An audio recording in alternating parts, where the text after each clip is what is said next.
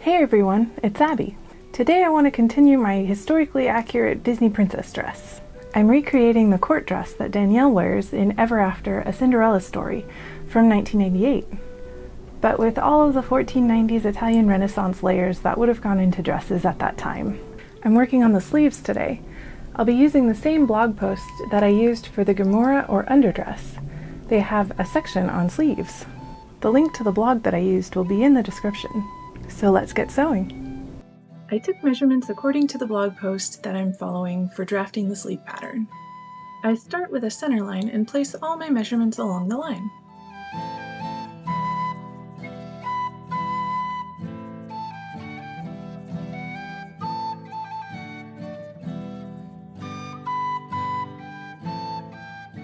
I use my floppy measuring tape to create the shoulder curve that I need.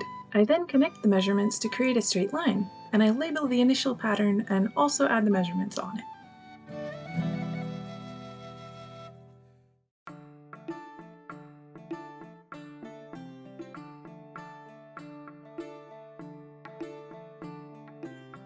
I fold in half and cut out the sleeve pattern I just created.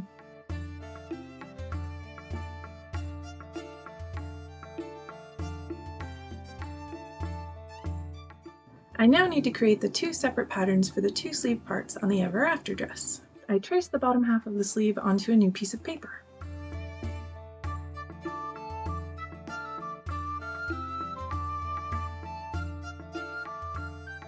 I now have to create the lower sleeve part that lets the chemise show through.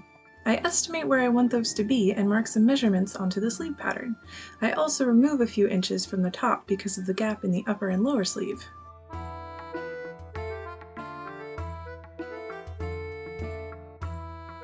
I connect the lines with a curve to match the Ever After sleeve. I label the pattern, fold in half, and cut out the lower sleeve pattern piece.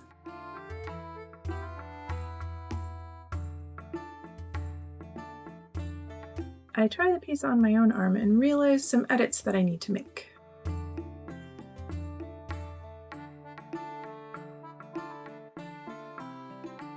I tape on some scrap pieces so I can extend the pattern a little bit.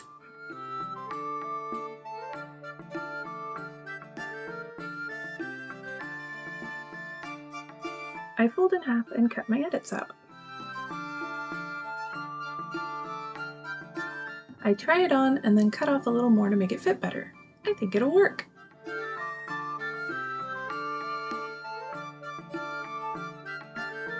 Now it's time to create the top sleeve. I unroll my pattern paper to trace the top half of the sleeve pattern.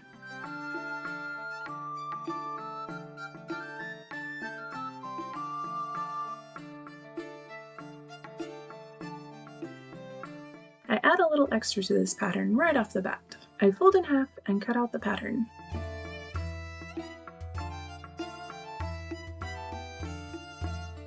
I tried it on to see what I need to edit.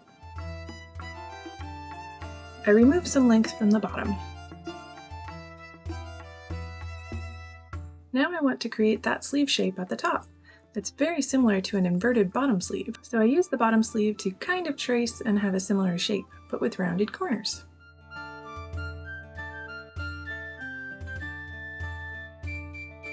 I connect the lines with a curve. I cut along the lines and label the pattern.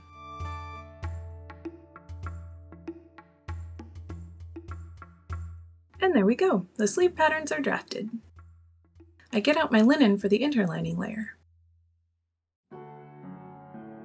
I double the fabric and pin the pattern pieces in place.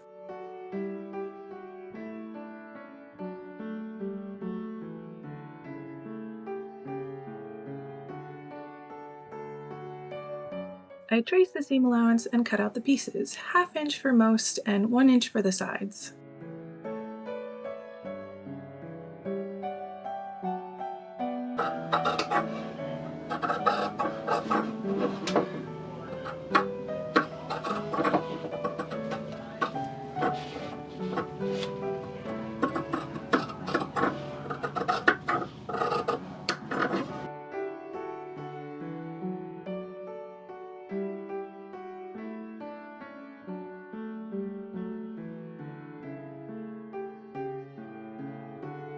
I got out my poly olive velvet that I found at the fabric store.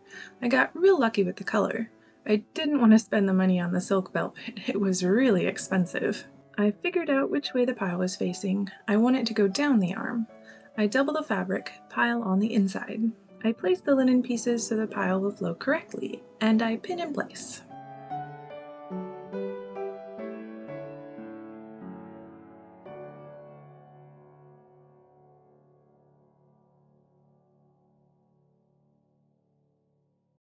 I cut out the velvet pieces.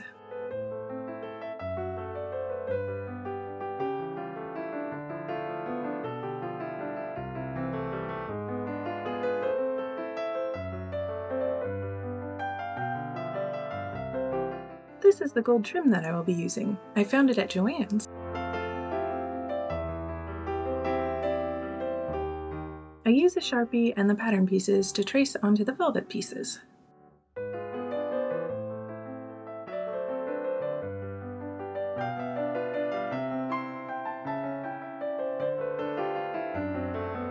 I clip curves and fold the fabric.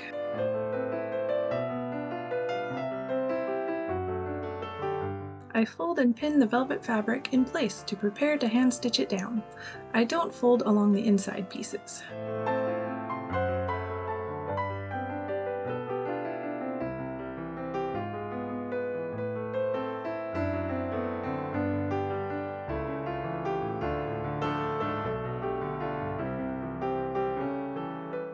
I get some matching poly thread and whip stitch along the inside with invisible stitches.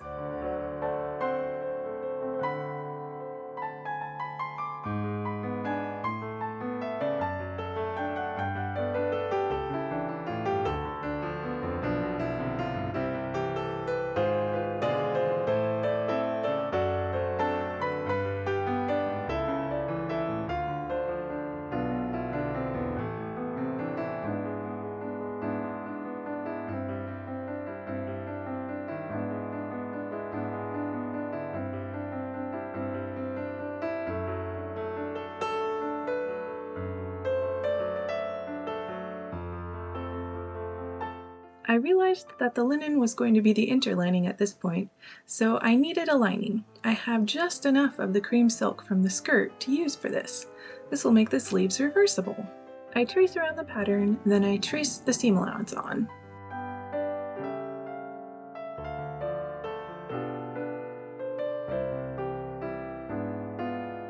I cut out the pieces.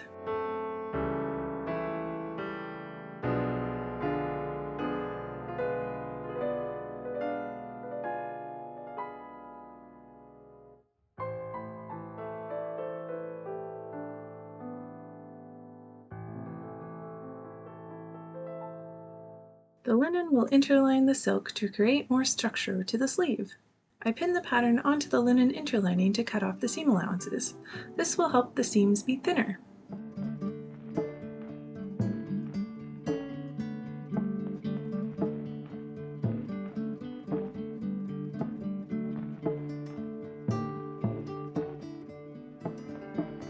I pin the linen to the silk.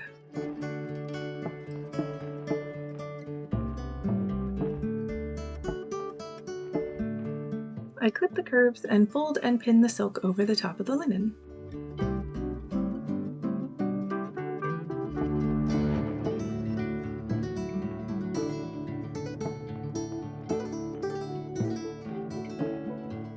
I mark the edges of the pattern on the linen. Using white poly thread, I whip stitch the inside raw edges down invisibly.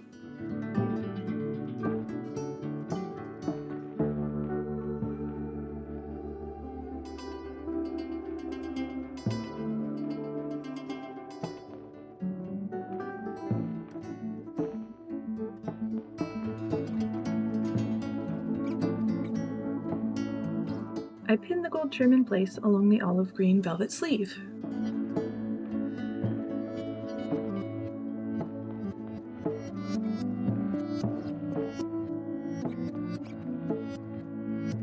I use matching thread and sew the trim on.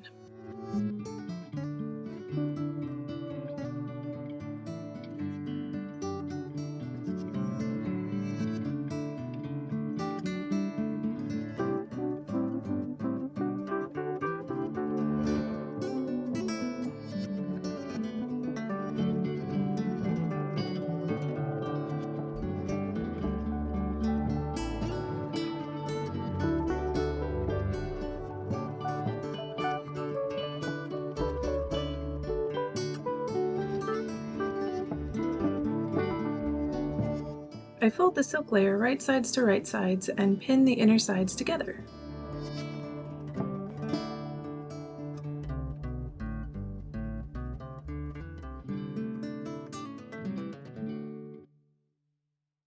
I use doubled thread and a hand back stitch to sew along the seam line.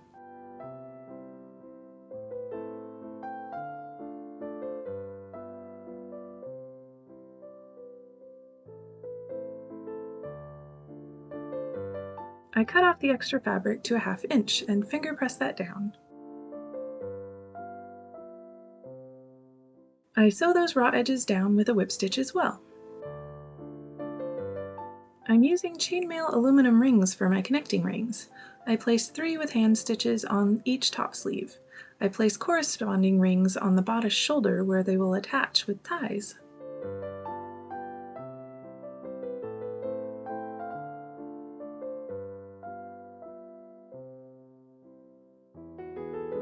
I also place 3 rings at the bottom of those sleeves, equal distance from each other.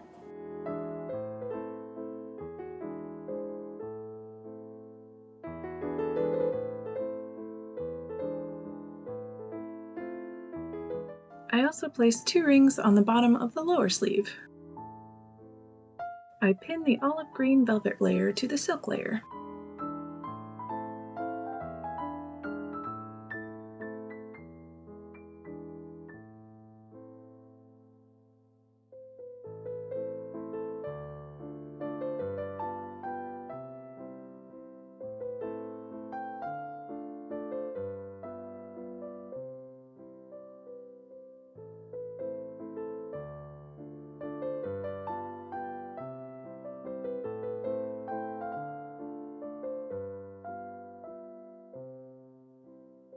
I use matching thread and a ladder stitch along the edges to attach the sleeve pieces together.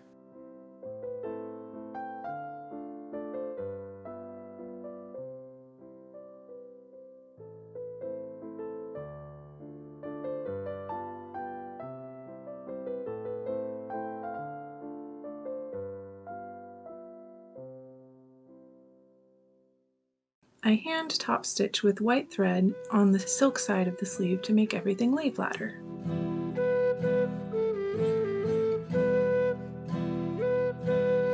And there we have it, the completed sleeves. I have some gold ties that I'm using for attaching the rings to each other and to the bodice shoulders.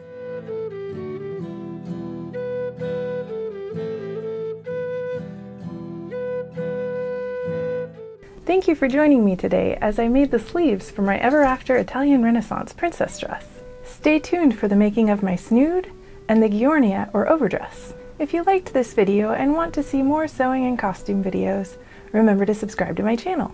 If you have any questions, let me know in the comments below. Happy sewing!